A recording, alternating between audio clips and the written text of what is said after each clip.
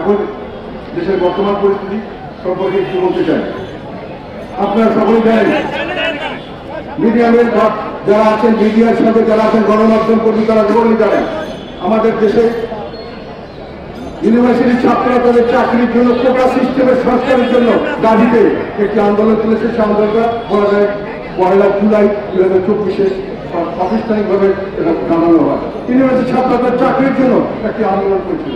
সেখানে বিভিন্নভাবে তাদেরকে অত্যাচার করে তাদের ন্যায়সঙ্গত দাবিতে ফাঁস কাটিয়ে সরকার যখন বিভিন্নভাবে তৎকালীন হাসিনা সরকার বিভিন্নভাবে নিপীড়ন নির্যাতন শুরু করলো অযৌক্তিকভাবে, তখন এখানে অন্যান্য স্কুল কলেজের ছাত্র পরস্পর করে তারা বিভিন্ন ধরনের সাধারণ জনগণ, মেহনতি শ্রমিক, কৃষক সকলেই স্থানে করল এবং সেখানে যেটা ছিল একটি কোটা সংস্কারের আন্দোলন ছাত্রদের, সেটা ছাত্র জনতার বৈষম্য বিরোধী আন্দোলনে রূপান্তরিত হয়েছিল।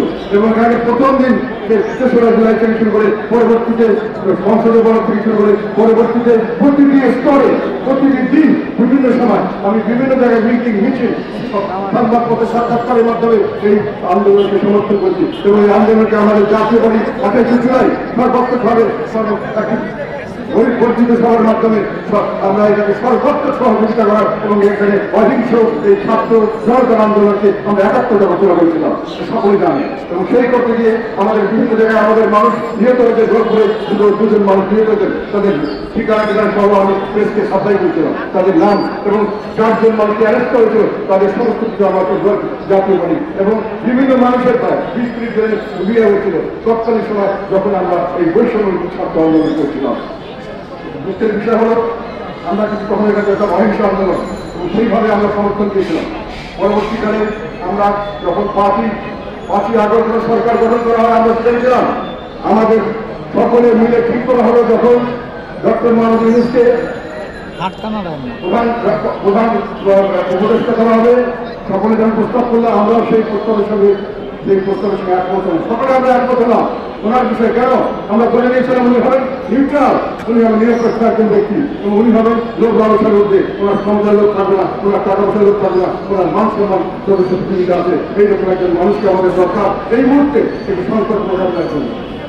আমরা সকলে ওনাকে সমর্থন দিলাম, ওনাকে মেনে নিলাম, ওনার সঙ্গে থাকলাম। কিন্তু পরবর্তীকালে আমরা যত দিন যেতে থাকলো আমরা দেখলাম আমরা সকলে ওনাকে মেনে নিলাম, উনি আমাদের সকলকে মেনে নিতে পারছেন না। উনি ওনার নিজস্ব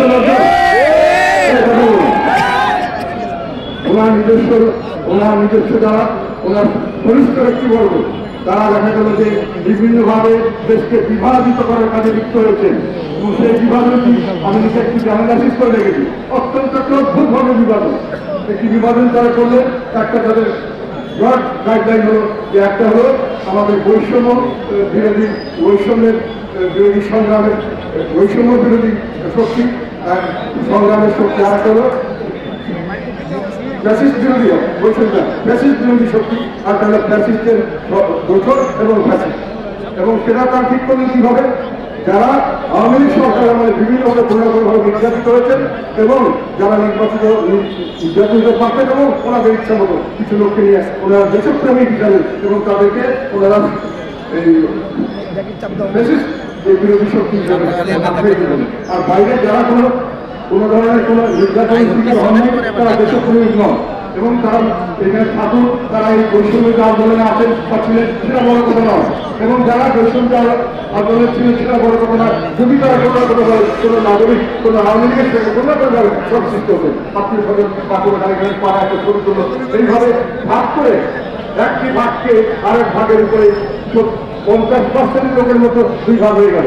1% ফ্যাসিস্ট শক্তির বিরুদ্ধে ফ্যাসিস্টের জন্য এবং ফ্যাসিস্ট এভাবে 2 ভাগ করা হলো এবং এক ভাগকে আরেক ভাগের উপরে চর্চা করা সর্বাত্মক সুযোগ সুবিধা করে দেওয়া হলো। সেখানে পুলিশ, সেখানে প্রশাসন, সেখানে বিচার বিভাগ প্রত্যক্ষভাবে এই কাজে সহায়তা করলেন এবং যাদেরকে তারা ফ্যাসিস্ট দোষর এবং ফ্যাসিস্ট বলে আখ্যায়িত করলো তাদেরকে বিনা বিচারে যে কোনো জায়গায় যে কোনো ধরনের অপমান অত্যাচার